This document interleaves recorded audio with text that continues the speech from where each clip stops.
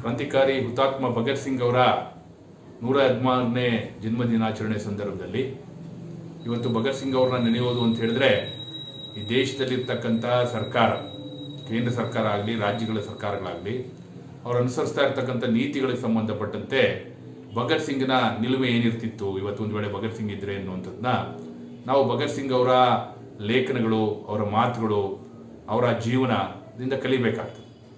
ಹಾಗಾಗಿ ಭಗತ್ ಸಿಂಗು ಬದುಕಿದ್ದಂಥ ಅಷ್ಟು ದಿನಗಳ ಕಾಲ ಅವರು ಒಡನಾಡಿಯಾಗಿದ್ದಂಥ ಯಾವ ಸಂಘ ಸಂಸ್ಥೆಗಳಿದ್ವು, ಯಾವ ಕ್ರಾಂತಿಕಾರಿ ಚಟುವಟಿಕೆಗಳಲ್ಲಿ ಅವರು ಭಾಗವಹಿಸ್ತಾ ಇದ್ರು, ಮತ್ತು ಭಗತ್ ಸಿಂಗನ ನೇಣಿಗಾಕೋ ದಿವಸವೂ ಕೂಡ ಅವರು ಓದ್ತಾ ಇದ್ದಂಥ ಪುಸ್ತಕ, ಇದೆಲ್ಲವೂ ಕೂಡ ಭಗತ್ ಸಿಂಗ್ ಅವರ ವಿಚಾರಗಳನ್ನು ನಮಗೆ ಕಟ್ಟಿಕೊಡ್ತವೆ. ಅಂಥ ವಿಚಾರಗಳನ್ನು ನಾವು ಗಮನಿಸಿದಾಗ ಇವತ್ತು ಕೇಂದ್ರ ಸರ್ಕಾರ 1991ನೇ ಇಸ್ವಿಯಿಂದ ಪ್ರಾರಂಭ ಮಾಡಿದಂಥ ನವ ಉದಾರವಾದಿ ಆರ್ಥಿಕ ನೀತಿಗಳನ್ನು ಅತ್ಯಂತ ತೀವ್ರಗತಿಯಲ್ಲಿ ಜಾರಿ ಮಾಡಲಿಕ್ಕೆ ಕೊಟ್ಟಿರುವಂಥದ್ದು ನಾವು ನೋಡ್ತಿದ್ದೀವಿ. ಸೊ ಅಂಥ ಒಂದು ಸಂದರ್ಭದಲ್ಲಿ ಈ ನವ ಉದಾರವಾದಿ ಆರ್ಥಿಕ ನೀತಿಗಳನ್ನು ನಾವು ಕಣ್ಮುಚ್ಚಿ ಒಪ್ಕೊಳ್ಬೇಕೆ, ವಿವೇಚನೆಯಿಂದಲೇ ಒಪ್ಕೊಳ್ಬೇಕೆ ಅನ್ನುವಂಥ ಪ್ರಶ್ನೆ ಬಂದಾಗ ಭಗತ್ ಸಿಂಗ್ನ ಕಣ್ಣೋಟದಲ್ಲಿ ನಾವು ನೋಡಬೇಕು ಅಂತ ಹೇಳಿದ್ರೆ ಈ ನವ ಉದಾರವಾದಿ ಆರ್ಥಿಕ ನೀತಿಗಳನ್ನು ನಾವು ಹಿಮ್ಮೆಟ್ಟಿಸಬೇಕಾಗ್ತದೆ, ಒಗ್ಗಟ್ಟಿಂದ ಹಿಮ್ಮೆಟ್ಟಿಸಬೇಕಾಗ್ತದೆ.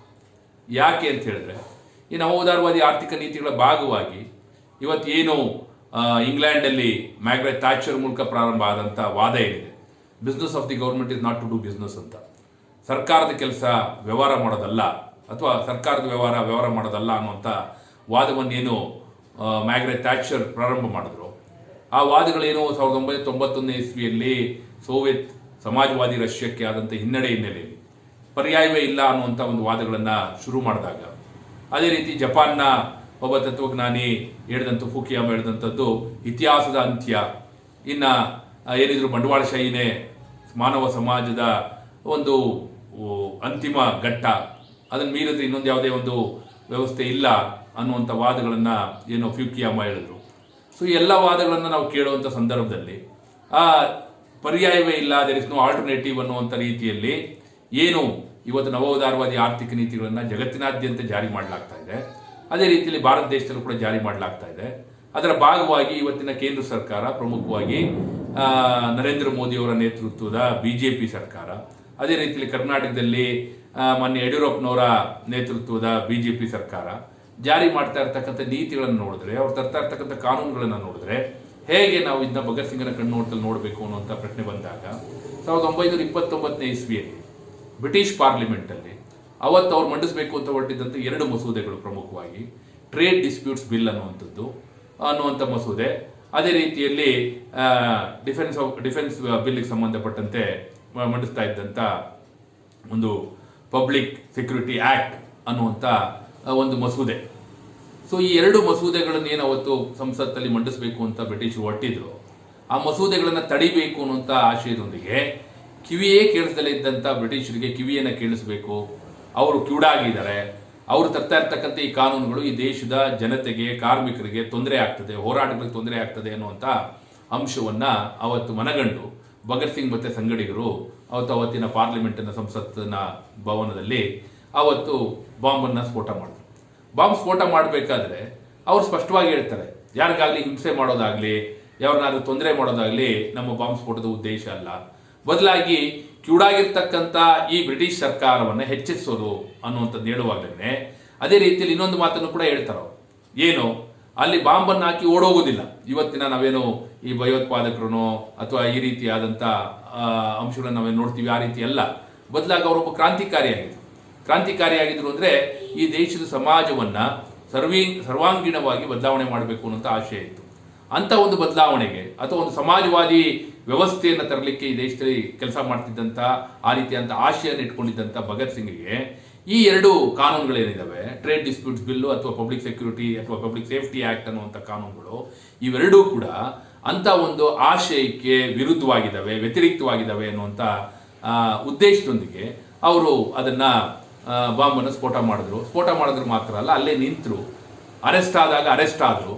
ಅವ್ರನ್ನ ಜೈಲಲ್ಲಿ ವಿಚಾರಣೆ ಮಾಡುವಾಗ ನಮಗೆಲ್ಲ ಗೊತ್ತಿದೆ, ಅಸಫ್ ಅಲಿ ಎನ್ನುವಂಥ ಸ್ವತಂತ್ರ ಹೋರಾಟಗಾರರು ಅವ್ರನ್ನ ಕೋರ್ಟಲ್ಲಿ ಅವ್ರ ಪರವಾಗಿ ವಕಾಲತ್ತನ್ನ ವಾದವನ್ನು ಮಾಡಿದ್ರು. ಅದೇ ರೀತಿಯಲ್ಲಿ ಭಗತ್ ಸಿಂಗು ನೇಣಿಗಂಬಕ್ಕೆ ಏರುವಾಗಲೂ ಕೂಡ ನಗ್ನಗ್ತಾ ನೇಣಿಗಂಬಕ್ಕೆ ಏರಿದ್ರು.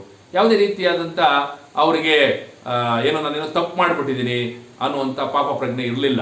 ಆ ರೀತಿ ಪಾಪ ಪ್ರಜ್ಞೆ ಅನ್ನೋದು ಏನಾದ್ರು ಇದ್ರೆ ಯಾಕೆ ಅಂತ ಹೇಳಿದ್ರೆ ಈ ಎರಡು ಕಾನೂನುಗಳನ್ನ ತಡೆದಂತ ಒಂದು ಆ ಯಶಸ್ಸು ಅವರಲ್ಲಿ ಇತ್ತು. ಮಾತ್ರ ಅಲ್ಲ, ಇಂಥ ಒಂದು ಧಿರೋದಾತ್ತವಾದಂಥ ಕ್ರಾಂತಿಕಾರಿಯಾದಂಥ ಹೋರಾಟದಲ್ಲಿ ತನ್ನನ್ನು ತಾನು ಅರ್ಪಿಸ್ಕೊಳ್ಳುವಂಥದ್ದು ನನಗೆ ಸಕ್ಕಿರತಕ್ಕಂಥ ಒಂದು ಸೌಭಾಗ್ಯ ಅನ್ನುವಂಥದ್ದನ್ನ ಅವರು ಬಯಸಿದ್ರು ಅನ್ನುವಂಥ ಅಂಶವನ್ನ ಮನಗಂಡಿದ್ರು ಅನ್ನುವಂಥ ಅಂಶವನ್ನು ನಾವು ನೋಡಬೇಕಾಗ್ತದೆ.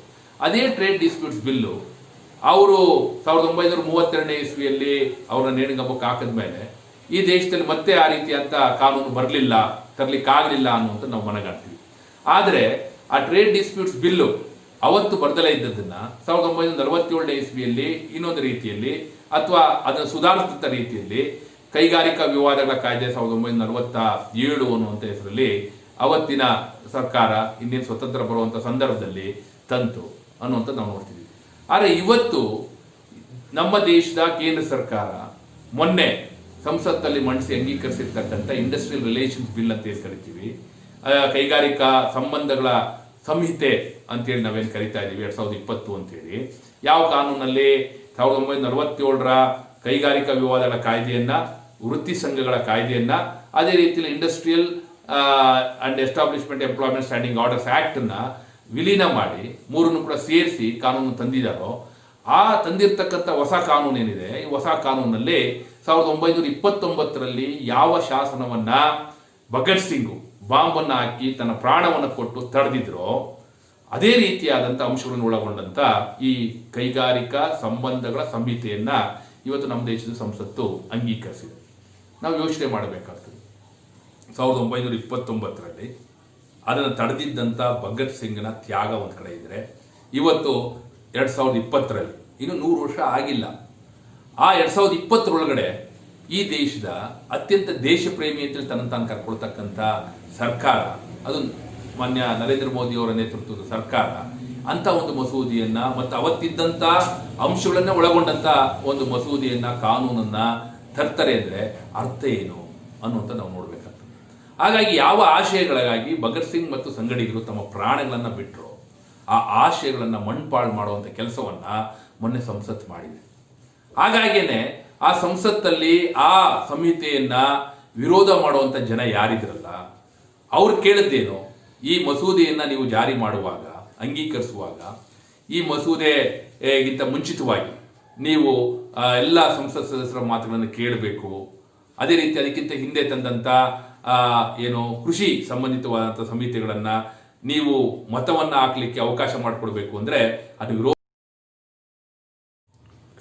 ಅದನ್ನು ವಿರೋಧ ಮಾಡಿದಂಥವ್ರನ್ನ ಎಲ್ಲ ರಾಜ್ಯಸಭಾ ಸದಸ್ಯರನ್ನ ರಾಜ್ಯಸಭೆಯಿಂದ ಆಚೆ ಹಾಕಿ ಆ ನಂತರ ಅವರು ಕೃಷಿಗೆ ಸಂಬಂಧಪಟ್ಟಂತ ತ್ರಿವಳಿ ಮಸೂದೆಗಳನ್ನ ಅಂಗೀಕಾರ ಮಾಡಿದ್ರು. ಅದಾದ ಮಾರನೇ ದಿವಸಕ್ಕೆ ಲೋಕಸಭೆಯಲ್ಲಿ ಈ ಕೈಗಾರಿಕಾ ಸಂಬಂಧಗಳ ಸಂಹಿತೆ ಅಂಗೀಕಾರ ಆಗುತ್ತೆ, ಮತ್ತೆ ರಾಜ್ಯಸಭೆಗೆ ಬರ್ತದೆ. ರಾಜ್ಯಸಭೆಯಲ್ಲಿ ಅದರ ಬಗ್ಗೆ ತಮ್ಮ ಅಭಿಪ್ರಾಯವನ್ನ ಹೇಳಲಿಕ್ಕಿದ್ದಂತ ಅಥವಾ ಅದರ ಬಗ್ಗೆ ಚರ್ಚೆ ಮಾಡ್ಲಿಕ್ಕಿದ್ದಂತ, ಅದರಲ್ಲಿ ಇರ್ತಕ್ಕಂಥ ಲೋಪಗಳನ್ನ ಹೇಳಲಿಕ್ಕಿದ್ದಂತ ಎಲ್ಲ ವಿರೋಧ ಪಕ್ಷದ ರಾಜ್ಯಸಭಾ ಸದಸ್ಯರನ್ನ ಆಚೆ ಹಾಕಿ ಆ ಮಸೂದೆಗಳನ್ನು ಅಂಗೀಕರಿಸಿದ್ದಾರೆ ಅನ್ನೋದು ನಾವು ನೋಡ್ತಿದ್ವಿ. ಅಂದ್ರೆ ಯಾವ ಮಸೂದೆಯನ್ನ ತಡಿಲಿಕ್ಕೆ ಅಂತೇಳಿ, ಯಾವ ಅಂಶಗಳನ್ನ, ಕಾರ್ಮಿಕ ವಿರೋಧಿಯಾದಂಥ ಅಂಶಗಳನ್ನ ತಡಿಲಿಕ್ಕೆ ಅಂತೇಳಿ ಭಗತ್ ಸಿಂಗ್ ತನ್ನ ಪ್ರಾಣವನ್ನು ಕೊಟ್ಟರೋ ಅದೇ ರೀತಿಯಾದಂಥ ಅಂಶಗಳನ್ನು ಒಳಗೊಂಡಂತ ಒಂದು ಮಸೂದೆಯನ್ನ ಇವತ್ತು ಬಿಜೆಪಿ ನೇತೃತ್ವದ NDA ಸರ್ಕಾರ ಅಂಗೀಕರಿಸಿದೆ. ಅಂಗೀಕರಿಸುವಾಗ ಪ್ರಜಾಪ್ರಭುತ್ವದ ನಿಯಮಗಳ ಅನುಸಾರ ರಾಜ್ಯಸಭೆಯಲ್ಲಿ ರಾಜ್ಯಸಭಾ ಸದಸ್ಯರಾಗಲಿ ಲೋಕಸಭಾ ಸದಸ್ಯರಾಗಲಿ ತಮ್ಮ ಅಭಿಪ್ರಾಯಗಳನ್ನ, ವಿರೋಧವನ್ನು ವ್ಯಕ್ತಪಡಿಸಲಿಕ್ಕೆ ಇರಬೇಕಾದಂಥ ಅವಕಾಶವನ್ನು ಕೂಡ ಕೊಡದಲ್ಲೇ ಅವ್ರನ್ನ ರಾಜ್ಯಸಭೆಯಿಂದ ಸಸ್ಪೆಂಡ್ ಮಾಡಿ ಈ ಮಸೂದೆಯನ್ನು ಅಂಗೀಕರಿಸಿದ್ದಾರೆ ಅನ್ನುವಂಥದ್ದು ನಾವು ನೋಡಬೇಕಾಗ್ತದೆ. ಅಂದ್ರೆ ಇವ್ರನ್ನ ಆ ರಾಜ್ಯಸಭಾ ಸದಸ್ಯರುಗಳು ಯಾರು ವಿರೋಧ ಮಾಡ್ತಿದ್ರು ಅವ್ರನ್ನ ಸಸ್ಪೆಂಡ್ ಮಾಡಿ ರಾಜ್ಯಸಭೆಯಿಂದ ಆಚೆ ಹಾಕಿ ಅವರೆಲ್ಲರೂ ಕೂಡ ಅಹೋರಾತ್ರಿ ಗಾಂಧಿ ಪ್ರತಿಮೆ ಬಳಿ ಪಾರ್ಲಿಮೆಂಟ್ನ ಮುಂದೆ, ಸಂಸತ್ತಿನ ಮುಂದೆ ಧರಣಿ ಕೂತಿದ್ದಂಥ ಸಂದರ್ಭದಲ್ಲಿ ಈ ಕೈಗಾರಿಕಾ ಸಂಬಂಧಗಳ ಸಂಹಿತೆಯನ್ನು ಅಂಗೀಕರಿಸಿದ್ವಿ. ಅಷ್ಟು ಮಾತ್ರ ಅಲ್ಲ, ಅದರ ಜೊತೆಯಲ್ಲೇನೆ ಇನ್ನೊಂದೇನು ವೃತ್ತಿ ಸುರಕ್ಷತೆ, ಆರೋಗ್ಯ ಮತ್ತು ಸೇವಾ ಷರತ್ತುಗಳ ಸಂಹಿತೆಗಳನ್ನು ಅಂಗೀಕರಿಸಿದ್ವಿ. ಅದೇ ರೀತಿಯಲ್ಲಿ ಇನ್ನೊಂದು ಸಾಮಾಜಿಕ ಸುರಕ್ಷತಾ ಸಮಿತಿಯನ್ನು ಕೂಡ ಅಂಗೀಕರಿಸಿದ್ವಿ.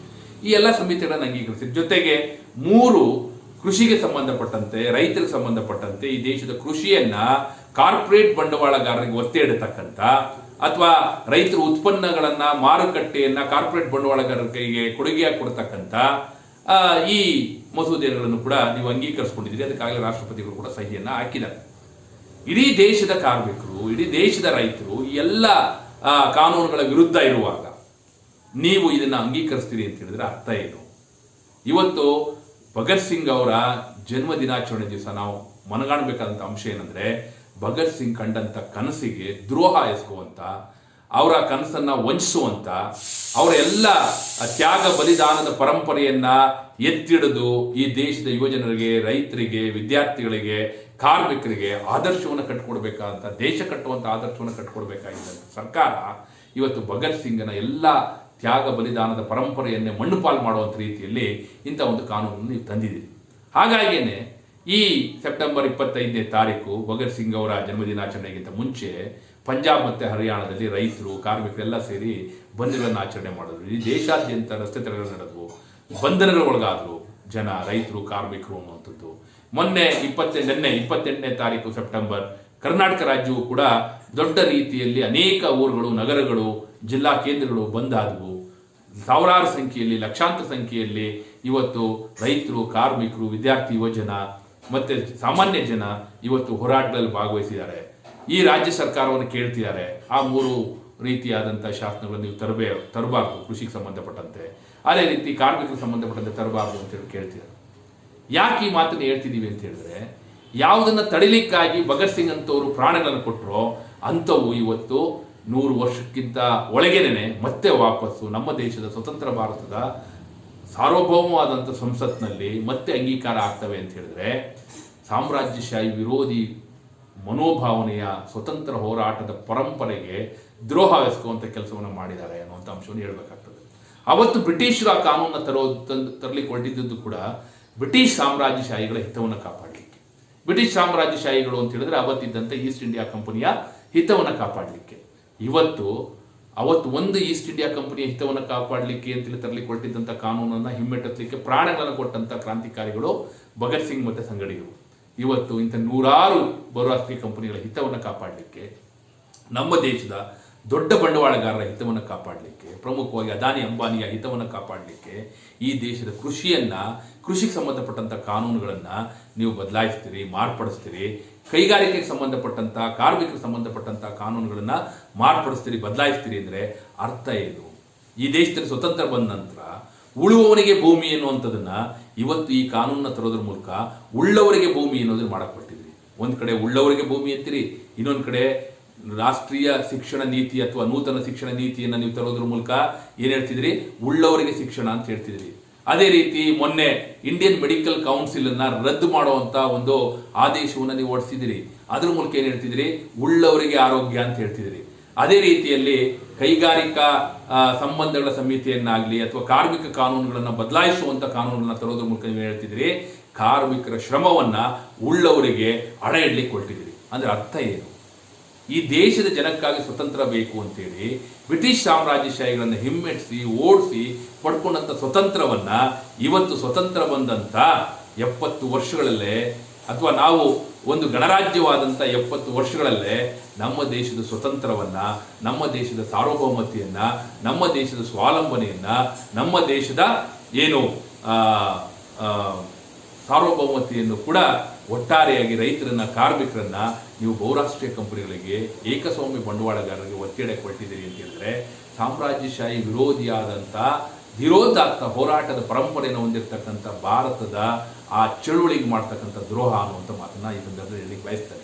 ಹಾಗಾಗಿಯೇ ಇವತ್ತು ಒಂದು ಕಡೆ ವಿದ್ಯಾರ್ಥಿಗಳು ಹೋರಾಟದಲ್ಲಿದ್ದಾರೆ, ಯುವಜನರು ಹೋರಾಟದಲ್ಲಿದ್ದಾರೆ, ಕಾರ್ಮಿಕರು ಹೋರಾಟದಲ್ಲಿದ್ದಾರೆ, ಮಹಿಳೆಯರು ಹೋರಾಟದಲ್ಲಿದ್ದಾರೆ, ರೈತರು, ಕೃಷಿ ಕೂಲಿಕಾರರು, ಜನಸಾಮಾನ್ಯರೆಲ್ಲರೂ ಕೂಡ ಹೋರಾಟದಲ್ಲಿ ಇದ್ದಾರೆ ಅನ್ನುವಂಥ ನಾವು ನೋಡಬೇಕಾಗ್ತದೆ. ಭಗತ್ ಸಿಂಗ್ ಕಂಡಂಥ ಕನಸು ಏನು? ಒಂದು ಸಮಾಜವಾದಿ ಸಮಾಜವನ್ನ ಈ ದೇಶದಲ್ಲಿ ಕಟ್ಟಬೇಕು ಅನ್ನುವಂಥ ಕನಸು. ಹಾಗಾಗಿಯೇ ಅವರು ಸಾವಿಗೆ ನೇಣುಗಂಬಕ್ಕೆ ಏರೋದಕ್ಕೆ ಹೋಗೋದಕ್ಕಿಂತ ಮುಂಚಿತವಾಗಿಯೂ ಕೂಡ ಲೆನಿನನ್ನ ಓದ್ತಾ ಇದ್ರು. ಒಬ್ಬ ಕ್ರಾಂತಿಕಾರಿ ಇನ್ನೊಬ್ಬ ಕ್ರಾಂತಿಕಾರಿಯನ್ನು ಓದ್ತಿದ್ದಾನೆ, ಅವನು ಓದೋವರೆಗೂ ಒಂದು ಸ್ವಲ್ಪ ಸಮಯಾವಕಾಶ ಕೊಡಪ್ಪ ಅಂತೇಳಿ ಆತನನ್ನ ಕರೀಲಿಕ್ಕೆ ಬಂದಂಥ ಅಧಿಕಾರಿಗಳಿಗೆ ಅವ್ರು ಹೇಳಿದ್ರು ಅನ್ನುವಂಥದ್ದನ್ನ ಅವರ ಜೀವನ ಚರಿತ್ರೆಯನ್ನು ಓದುವಾಗ ನೋಡ್ತಿದ್ರು. ಹಾಗಾಗಿ ಅವ್ರು ಕಂಡಂಥ ಕನಸೇನು? ಸಮಾಜವಾದಿ ರಷ್ಯಾದಲ್ಲಿ ಎಲ್ಲಿ ಆಗಿನ್ನೂ ಕ್ರಾಂತಿ ಆಗಿತ್ತು, 1917ನೇ ಇಸ್ವಿಯಲ್ಲಿ ಸಮಾಜವಾದಿ ಕ್ರಾಂತಿ ಆಗಿತ್ತು, ಅಂತ ಒಂದು ಸಮಾಜವಾದಿ ಕ್ರಾಂತಿಯ ಆಶಯಗಳನ್ನ ಭಾರತದ ಮಣ್ಣಲ್ಲೂ ಕೂಡ ಅವರು ಮೊಳಕೆ ಓಡಿಸಬೇಕು ಅನ್ನುವಂಥ ಅಂಶವನ್ನ ಉದ್ದೇಶವನ್ನ ಹೊಂದಿದ್ದಂಥ ಭಗತ್ ಸಿಂಗು ಸಮಾಜವಾದಿ ವ್ಯವಸ್ಥೆ ನಮ್ಮ ದೇಶದಲ್ಲಿ ಬರಬೇಕು ಅಂದ್ರೆ ಏನು? ಸರ್ವರಿಗೂ ಶಿಕ್ಷಣ, ಸರ್ವರಿಗೂ ಆರೋಗ್ಯ, ಸರ್ವರಿಗೂ ಉದ್ಯೋಗ, ಸರ್ವರಿಗೂ ಒಂದು ನೆಮ್ಮದಿಯಾದಂಥ ಬದುಕು ಅನ್ನುವಂಥದ್ದನ್ನೇ ಸಮಾಜವಾದಿ ಆಶಯ. ಆದರೆ ನೀವು ಮಾಡಲ್ಪಟ್ಟದ್ದೇನು ಇವತ್ತು? ಉಳ್ಳವರಿಗೆ ಶಿಕ್ಷಣ, ಉಳ್ಳವರಿಗೆ ಆರೋಗ್ಯ, ಉಳ್ಳವರಿಗೆ ಕೆಲಸ, ಉಳ್ಳವರಿಗೆ ಭೂಮಿ ಅನ್ನೋದನ್ನು ಮಾಡಕೊಟ್ಟು ಈ ದೇಶದಲ್ಲಿ ಇರ್ತಕ್ಕಂಥ ರೈತರನ್ನ, ಕಾರ್ಮಿಕರನ್ನ ಇವತ್ತು ಜೀದ್ದಾಳು ಮಾಡಲಿಕ್ಕೆ ಕೊಟ್ಟಿದ್ದೀರಿ, ಗುಲಾಮರು ಮಾಡಕೊಟ್ಟಿದ್ದೀರಿ. ಇದು ಭಗತ್ ಸಿಂಗ್ ಅವರ ಆದರ್ಶಕ್ಕೆ ಮಾಡತಕ್ಕಂಥ ದ್ರೋಹ. ಭಗತ್ ಸಿಂಗ್ ಅವರ ಇವತ್ತಿನ ಸಂದರ್ಭದಲ್ಲಿ ಪ್ರಸ್ತುತತೆ ಅಂತ ಹೇಳಿದ್ರೆ ಈ ನೀತಿಗಳನ್ನು ಹಿಮ್ಮೆಟ್ಟಿಸೋದು. ಇದು ಇನ್ನೊಂದು ರೀತಿಯಾದಂಥ ಸ್ವತಂತ್ರ ಹೋರಾಟ. ಅದು ಸರಿನೇ, ಈ ದೇಶದಲ್ಲಿ ಆ ಕಾನೂನುಗಳನ್ನ ಜಾರಿಯಾಗಿ ಬಿಡೋದಿಲ್ಲ ಅಂತೇಳಿ ಹಿಮ್ಮೆಟ್ಟಿಸುವಂಥ ಕೆಲಸವನ್ನು ಮಾಡಬೇಕಾಗ್ತದೆ. ಅಂತ ಒಂದು ಹೋರಾಟದ ಪರಂಪರೆ ಪ್ರಾರಂಭ ಆಗಿದೆ.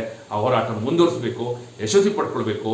ಈಗ ಜಾರಿ ಮಾಡಿರ್ತಕ್ಕಂಥ ಕಾನೂನುಗಳನ್ನ ಜಾರಿಯಾಗಿ ಬಿಡಬಾರದು ಅನ್ನೋ ನಿಟ್ಟಿನಲ್ಲಿ ಭಗತ್ ಸಿಂಗ್ಗೆ ನಾವೆಲ್ಲರೂ ಸೇರಿ ಕ್ರಾಂತಿಕಾರಿ ನಮನಗಳನ್ನು ಸಲ್ಲಿಸೋಣ ಅಂತ ಮಾತನ್ನು ಹೇಳ್ತಾ